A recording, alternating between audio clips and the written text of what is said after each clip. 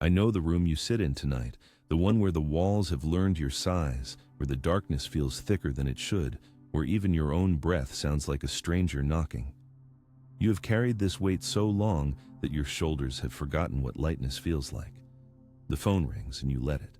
The day breaks and you turn away. Someone asks if you are well, and you smile that smile, the one that costs everything and means nothing. You are so tired of pretending, so tired of the noise that promises relief but delivers only distraction. And underneath it all, a question burns like a coal you cannot spit out. Where is God when the night refuses to end? I have been where you are. I have tasted that particular darkness, the kind that has texture and weight. And I learned something that saved me. Not quickly, not loudly, but truly. There is a doorway in the silence you fear, and tonight I will show you how to find it. You believe God has stepped away because the world still spins while you stand still, because prayers have left your mouth and returned unanswered, because grief arrived like winter and never signaled spring. I understand this. I have knelt on cold stone floors in Kenya, my forehead pressed to the earth, my heart a fist of questions, and heard nothing but the echo of my own desperation. I have watched the dawn come and felt no resurrection in it. I have been surrounded by the devout and felt utterly alone. Pain has a peculiar gravity. It pulls everything into its orbit. Color drains from the fruit. Music becomes mere sound. The future, which once seemed like a field of possibility, narrows to a tunnel where you can barely see your own hands. And in that contraction, in that terrible smallness, the mind begins its cruel work. It tells you that this emptiness is proof that you were never worthy, proof that God is distant or worse, indifferent, proof that you are fundamentally broken in a way that cannot be mended. But beloved, what if I told you that what you are experiencing is not God's absence, but His arrival in a form you do not yet recognize? What if the silence is not abandonment, but presence learning to speak in a quieter tongue? Let me take you back to a night in my 32nd year when I lost someone I thought defined my very breath. The grief was not poetic. It was animal. It clawed at my chest and made me pace like something caged. I tried to think my way out of it, to pray with the eloquence I had learned in years of study, to surround myself with disciples who looked to me for light. But none of it worked. The heart does not negotiate with philosophy. It does not care for your credentials. One evening, after hours of this wrestling, I simply stopped. I did not choose to stop. I collapsed into stopping. I sat in my small room. No candle, no book, no audience. Just the dark and the sound of my own ragged breathing. And in that pause, in that absolute exhaustion of effort, something shifted. Not dramatically. Not with fanfare. I noticed the cool touch of the floor beneath me. I noticed the way the air moved through the window, carrying the scent of jasmine that someone had planted years before. I noticed that my breath, though heavy, was still there, still loyal, still showing up. And in that noticing, God was there. Not as an idea, not as a doctrine, but as a presence as real as the ground. He had never left.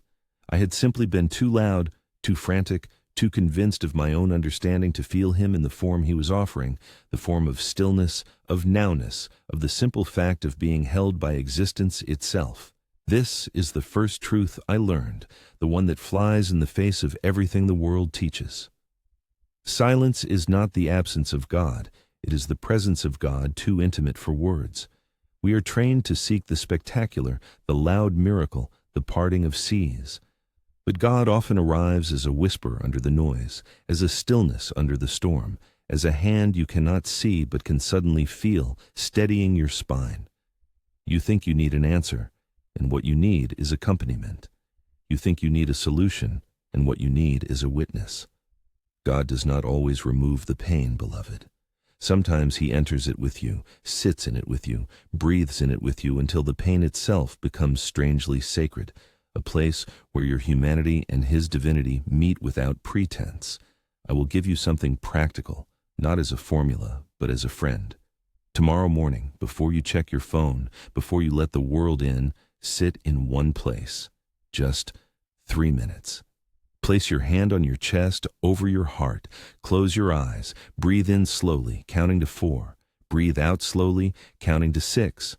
Do this 10 times. Do not try to think holy thoughts. Do not try to feel a certain way. Simply be there with yourself, with your breath, with the quiet. Let it be awkward. Let it be uncomfortable. Let it be whatever it is. You are not performing for God. You are sitting with God. You are learning the language of presence. And if you do this each day without demanding results, something will begin to soften. Not overnight, not with fireworks, but the stone in your chest will start to warm. The fear will begin to loosen its jaw. You will start to notice small mercies you overlooked before. The water that runs clean, the bed that receives you, the lungs that keep their rhythm even when the mind forgets. I learned this in the cruelest classroom, the one where nothing works except surrender. And from that place of holy poverty, this truth was born. The wound the heart refuses to hide is the wound through which light finally enters. Do not rush past your pain to find God. Sit inside your pain and discover He was already there, waiting with the patience only the eternal can afford. Let me give you a line to carry in your pocket, something I whispered to myself 1,000 times until it became true. In the silence you fear most, God speaks His clearest word. Another, for the hardest hours, the heart that breaks open does not break apart, it breaks awake. Take these with you into the stillness. Let them be your companions when the old panic rises. And know this, beloved, you are not alone in the dark. You are held in it. You are known in it. And slowly, quietly, faithfully, you are being remade in it. I did not arrive at this peace by avoiding the battlefield. I came limping, beloved. I came with dust in my mouth and questions that tasted like metal. There were years when I woke each morning wearing yesterday's shame like a second skin. I made vows to be different, and by noon I was the same. I chased wisdom in books and found only more clever ways to hide from myself. I performed holiness for audiences and went home to an empty room where the performance died and the real me, the frightened one, sat in the corner, trembling. I tried to outrun my past by staying busy, by accumulating knowledge, by building a reputation that might finally make me feel solid. None of it held. The house I built on achievement had no foundation. The first wind of loss knocked it flat, and there I was again, naked and shivering, with nothing but the truth I had been avoiding. I was broken, and no amount of polish could hide the cracks. I remember the particular taste of regret. Metallic, stubborn, it sat on my tongue like a coin I could neither swallow nor spit out. I remember praying with all the eloquence I had learned in years of study and hearing only the sound of my own voice echoing back, hollow and alone. I remember looking at my hands and seeing all the things they had grasped and lost, all the ways they had reached and missed, and wondering if God could see past the stains to something still worth loving. Those were the hours that taught me what no teacher could. God does not love you despite your wounds. He meets you inside them. He does not wait for you to be healed to offer His presence. He is the presence that begins the healing. The fracture, when finally offered instead of hidden, becomes a window. Through it, light does not just enter. It pours. I know you carry scars that no one sees. I know there are things you did or things done to you that you replay in the dark, wondering if you will ever be free of them.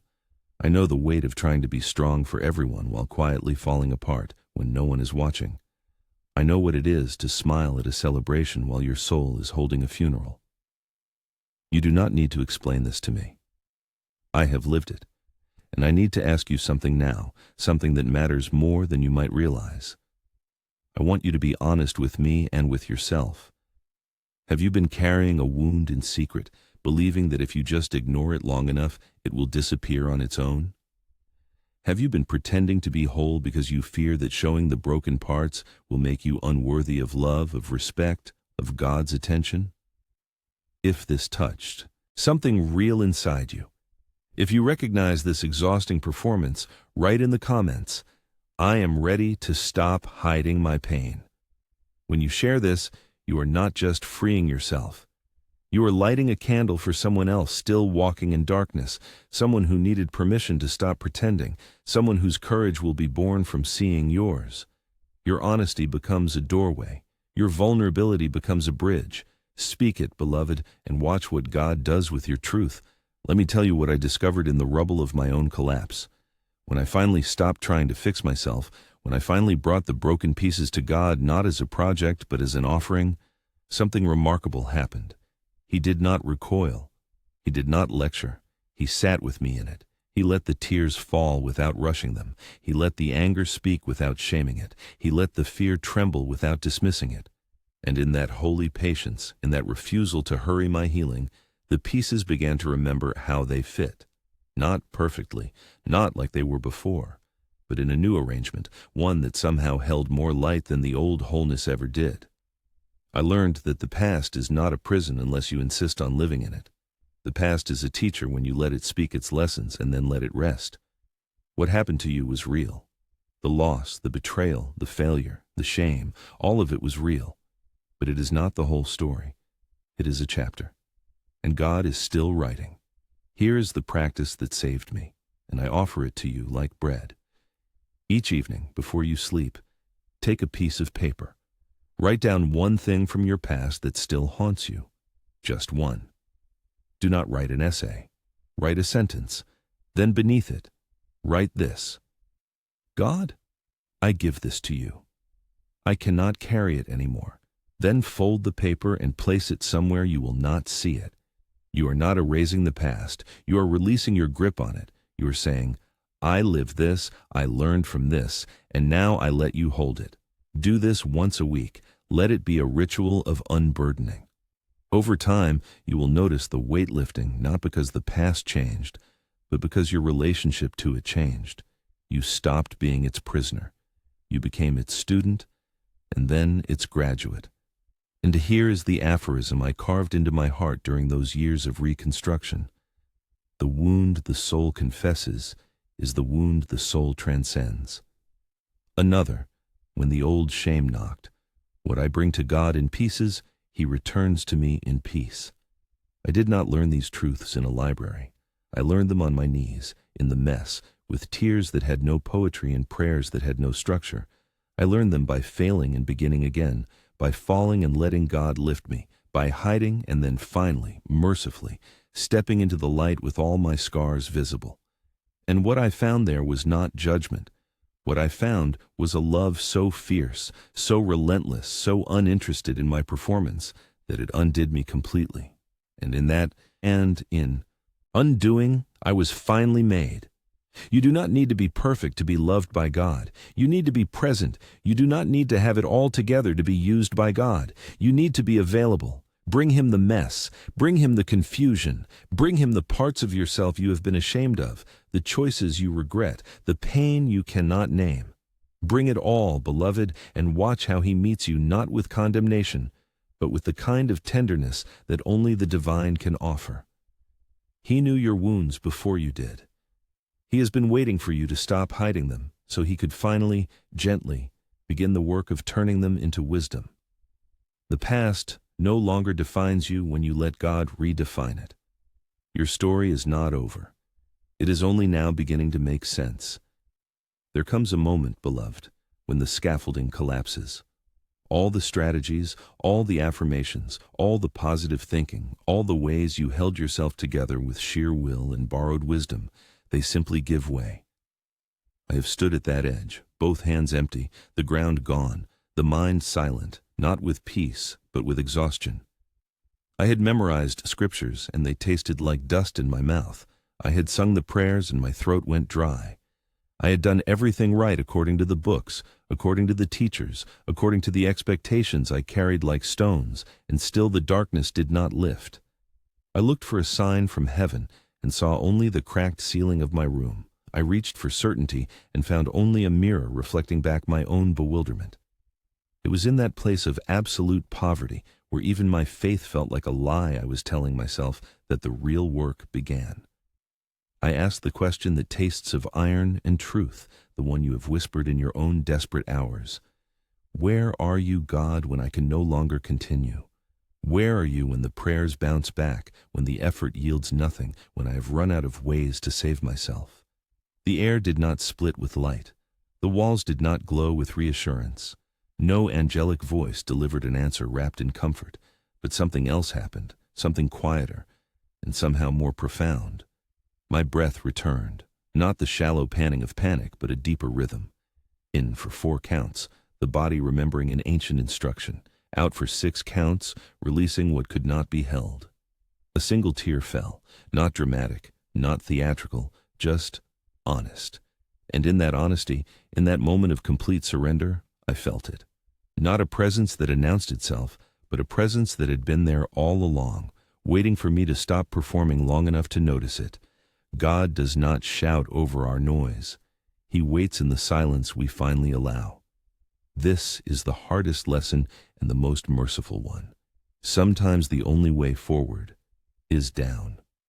Sometimes the breakthrough comes not from climbing higher, but from falling all the way to the ground and discovering it is solid, that it holds you, that it was holding you all along. I learned that the mind is a magnificent tool and a terrible master.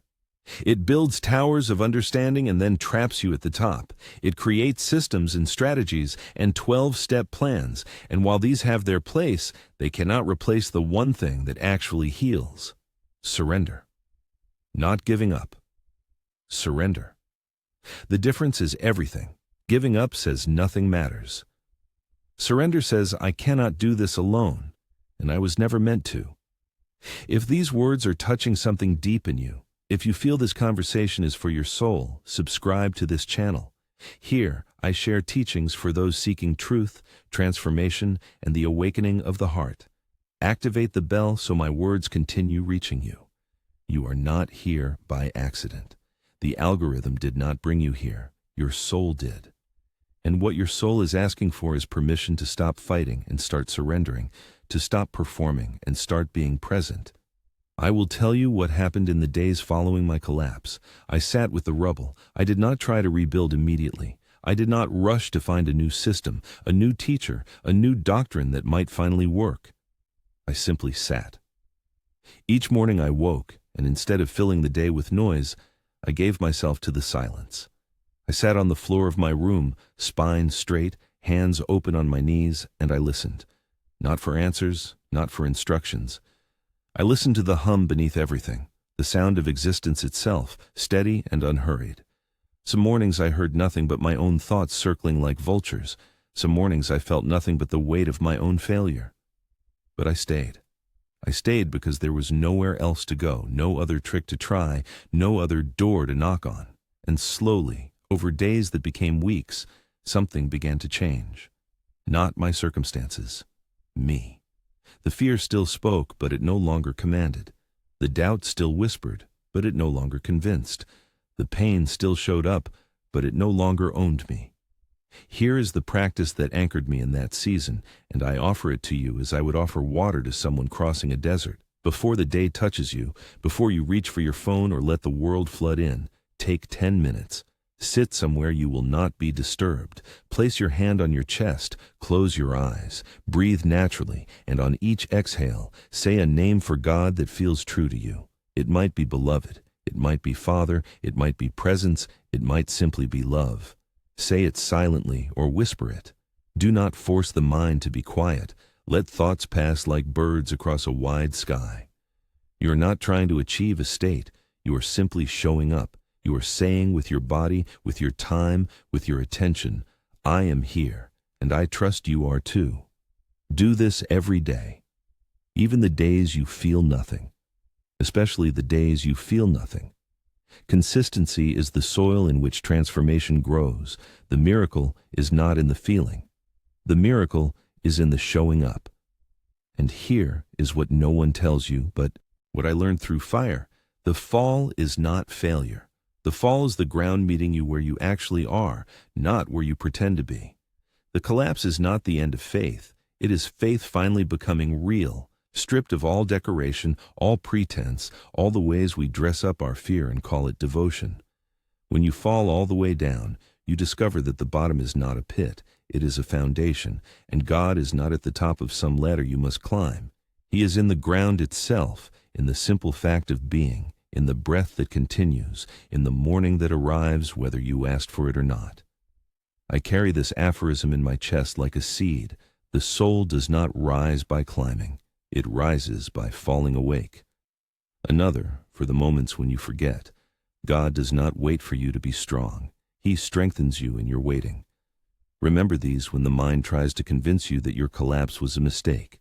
It was not a mistake. It was an invitation to stop trying to be God and let God be God, an invitation to release control and discover that you are held even when you let go, an invitation to meet yourself and God in the ruins and find that ruins are holy ground.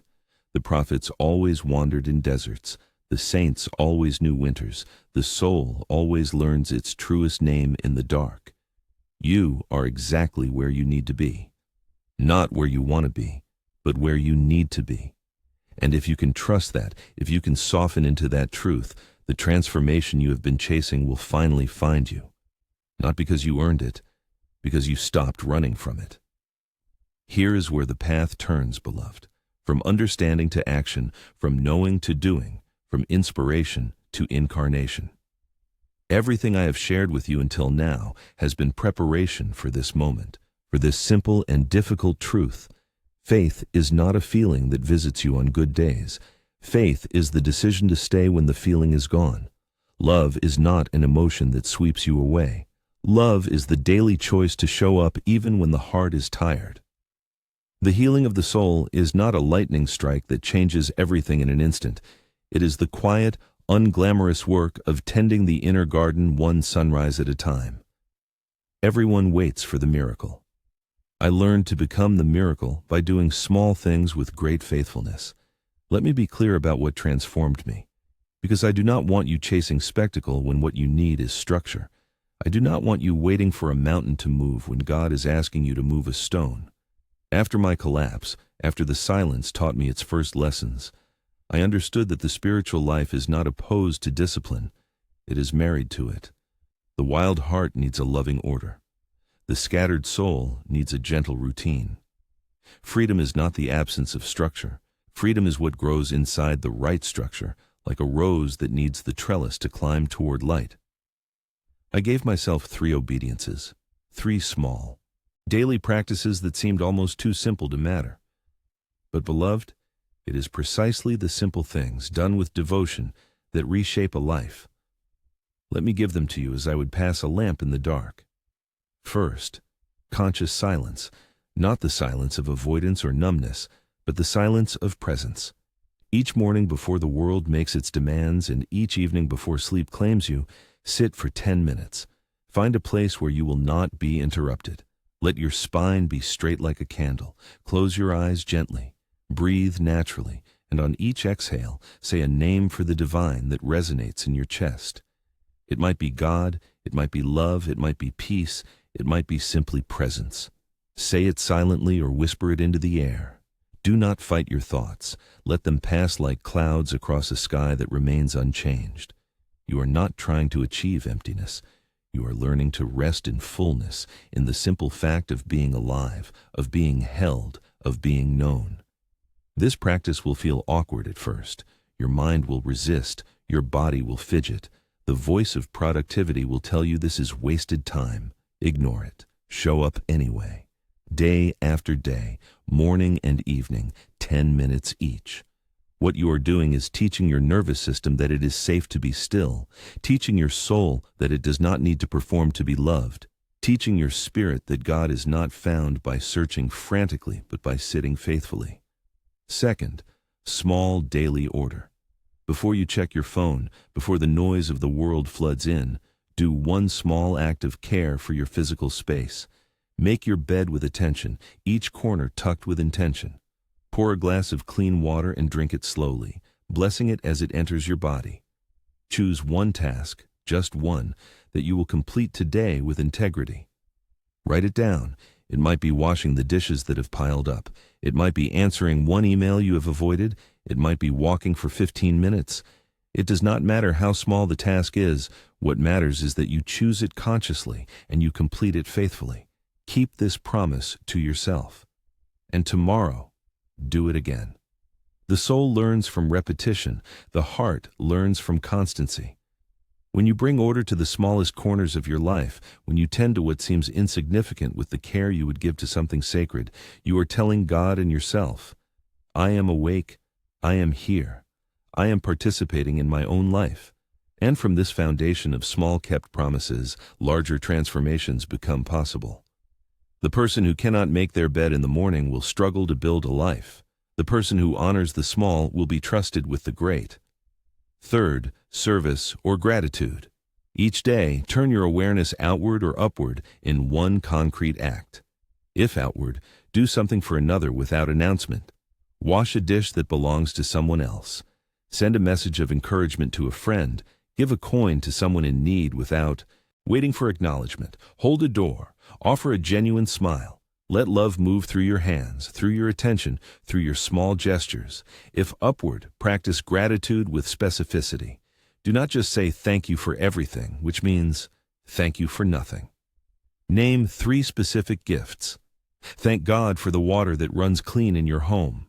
Thank God for the friend who called yesterday. Thank God for the bed that received your exhausted body last night. Write these down or speak them aloud. Make gratitude a daily discipline, not a feeling you wait to have, but a practice you commit to, regardless of how you feel. What you appreciate appreciates. What you honor with attention grows in your awareness. Service takes you out of the prison of self-obsession. Gratitude opens the eyes to see how much you already have, how much you are already held. These 3 practices, beloved, are not magic spells. They will not remove every difficulty. They will not make your life suddenly easy. What they will do is change you. They will give your soul a structure to lean on when the emotions are wild. They will give your days a rhythm that carries you when motivation fails. They will create a container strong enough to hold your transformation. Do them without drama. Do them without needing to see immediate results. Do them because they are the right action, because they align you with truth, because they make you available to God's work in you. The heart is a wild garden. Discipline is not the enemy of the garden. It is the fence that keeps the goats from eating the roses. It is the faithful watering that allows beauty to bloom. And here is the paradox I learned through practice. The more disciplined I became, the more free I felt.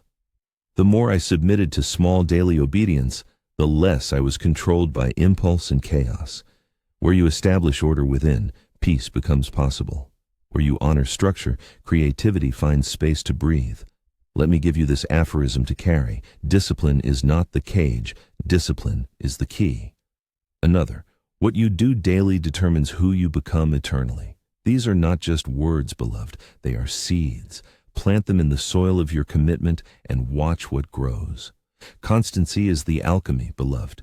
What you repeat with love reshapes you from the inside out, not overnight, not with fanfare, but cell by cell, breath by breath, choice by choice, you become someone new while remaining utterly yourself. After days of the 3 obediences, after mornings when you showed up to silence even though you felt nothing, after evenings when you made your bed, even though exhaustion whispered that it did not matter. After moments when you chose gratitude, even though complaint felt more honest, something begins to shift. It is subtle at first. You might not even notice it. But one morning you wake and your forehead is softer. The clench in your jaw has eased. The weight on your chest feels lighter. Not gone, but no longer. Crushing. You reach for your phone and pause, remembering the silence that waits for you first. You stand in your kitchen, and instead of rushing through the motions, you feel your feet on the floor. You notice the light coming through the window. You taste the water you drink. Presence becomes less effort and more nature. The fear still speaks, beloved, but listen closely. It no longer commands. It shows up, yes, because fear is part of being human, but now it sits beside you instead of sitting on you. You hear its voice, and you can choose whether to obey it or simply acknowledge it and act anyway. The doubt still whispers, but it no longer convinces. You recognize it as an old habit of the mind, not as ultimate truth. The sadness still visits, but it no longer moves in and takes over every room. You have learned to say, I see you, I feel you, but you are not all of me. There is space now between what you feel and what you are. And in that space, freedom grows. This is the transformation that matters, not the one that makes you unrecognizable to yourself, but the one that makes you finally recognizable, finally coherent, finally integrated. Your work begins to breathe. Whatever you do for provision, for purpose, for service, it starts to carry a different quality. Where there was panic, there is presence. Where there was desperation, there is clarity. You speak less and mean more. The words that leave your mouth are fewer but weightier. Conversations that used to drain you now feel manageable. You stop explaining yourself to people who are not listening. You stop defending yourself to those who have already decided. You become spacious inside, and that spaciousness allows you to meet others without collapsing into them or collapsing away from them. You can be with someone in their pain without taking it on. You can hear anger without becoming defensive. You can witness joy without jealousy. These are not small shifts, beloved. These are miracles dressed in ordinary clothes. And then there is the matter of provision, of money, of the physical needs that press against us daily. I will not lie to you with false promises.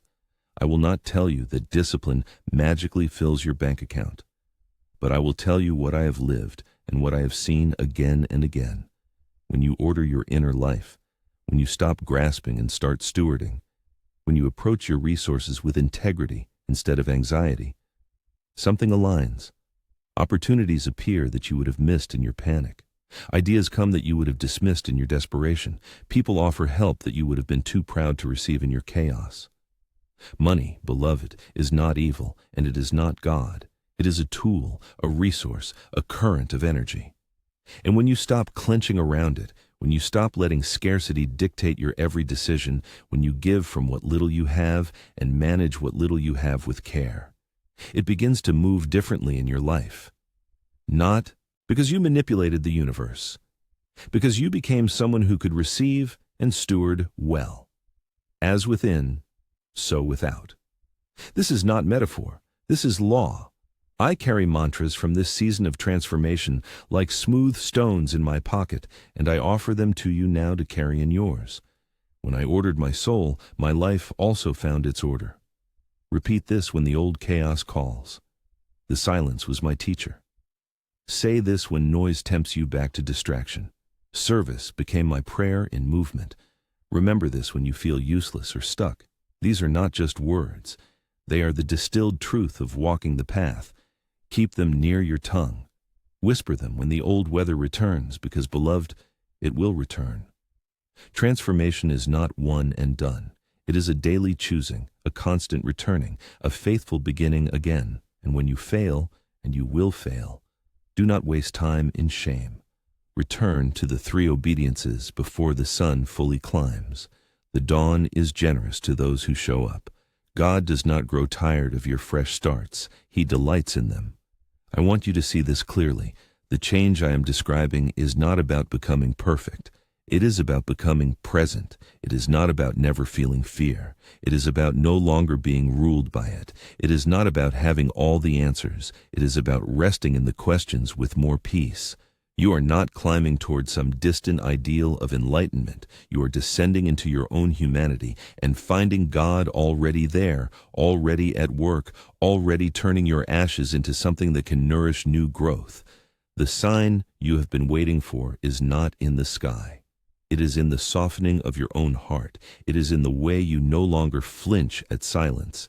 It is in the small choice you made this morning to keep a promise to yourself. These are the signs. These are the confirmations. Pay attention to them. There is a sweetness that comes, beloved, a quiet sweetness in ordinary hours. You wash a cup and feel accompanied. You walk down a street and the breeze lifts the corner of your doubt just enough for you to glimpse the patient face of God hiding in the detail. A stranger smiles, and it feels like a message meant only for you. A bird sings, and you remember you are part of something vast and benevolent. These moments are not rare mystical experiences reserved for saints. They are the inheritance of anyone who practices presence, who chooses discipline, who stays faithful to the small daily obedience. The world has not changed. You have changed. And because you have changed, the world reveals what it was always offering, but you were too scattered to receive. Let me give you one more aphorism, one more seed to plant. Alignment is not arrival. It is the practice of returning. And another for the moments when you wonder if any of this matters.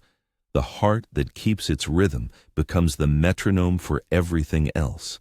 Carry these, live into them, and trust, beloved, that what is happening in you, slowly and quietly and faithfully, is holy work. It is the work of a lifetime, and you are not alone in it. I stand now in the same world, beloved, but it answers me differently because I answer it differently. The streets have not changed, the challenges have not vanished.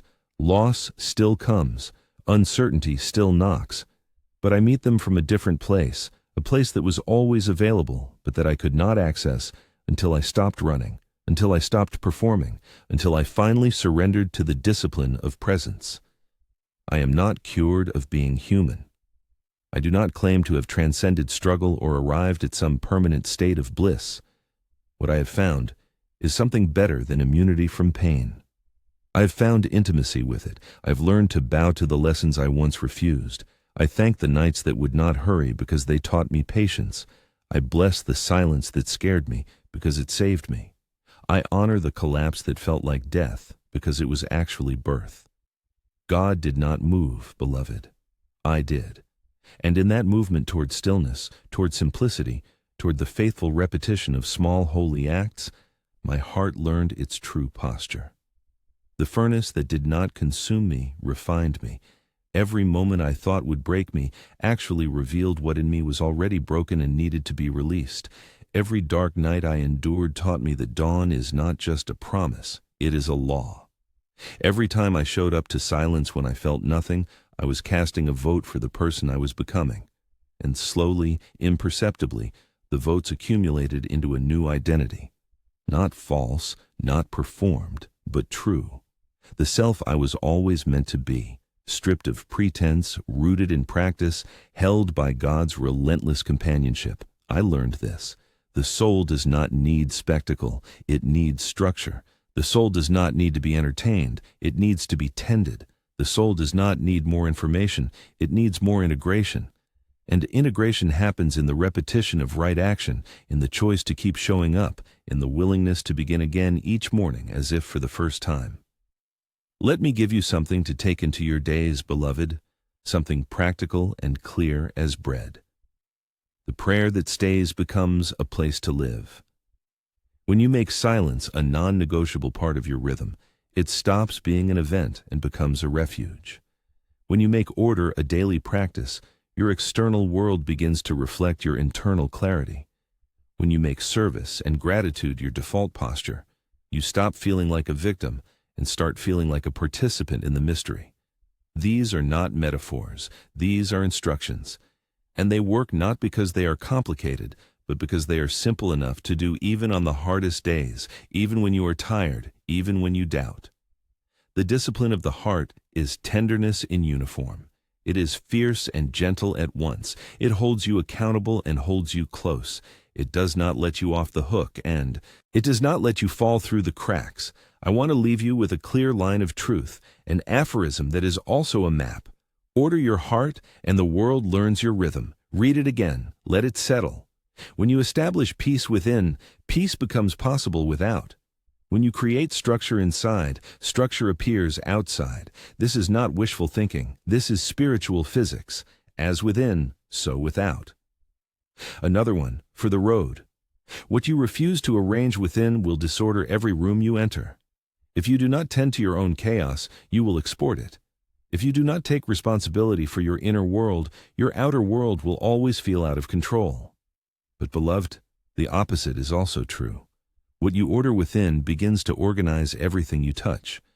Your relationships improve not because others change, but because you show up differently. Your work becomes more fruitful, not because the tasks change, but because you bring presence instead of panic. Your finances stabilize, not because money falls from the sky, but because you steward what you have with integrity and you stop making decisions from desperation. And here is the final truth, the one that wraps around all the others like a warm cloak.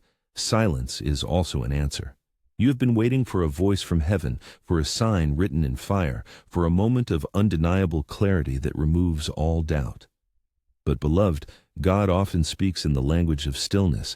He often answers by being present rather than by being loud. When you sit in silence and feel nothing, you are feeling the nothing that is actually everything.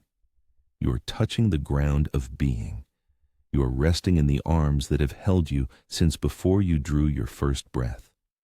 The silence you feared is the very place where God has been waiting, patient as the earth, steady as the stars. God does not delay. You are learning to wait. And the waiting is not punishment. The waiting is preparation. The waiting is the classroom where trust is taught and ego is gently, mercilessly dissolved. Today, do not ask for miracles. Ask for silence and then listen. Listen not for a booming voice or a flash of insight, but for the quiet hum beneath everything, the presence that does not announce itself but simply is. God waits for you there. In the pause between breaths, in the moment before decision, in the stillness before dawn. What the pain did not destroy, it purified. What the struggle did not break, it strengthened. And you, beloved, you are standing now at the threshold of a new way of being. Not perfect, not finished, but present, awake, willing. And that is more than enough. If this message resonated in your soul, subscribe and be part of this awakening journey. Each week I bring wisdom for those who chose the path of true transformation. And leave in the comments, I choose presence over performance. This simple declaration marks the beginning of your journey back home, back to yourself, back to the God who never left you, but who has been patiently, tenderly, faithfully waiting for you to stop searching and start arriving. Go now with this blessing. May your inner order become your outer peace.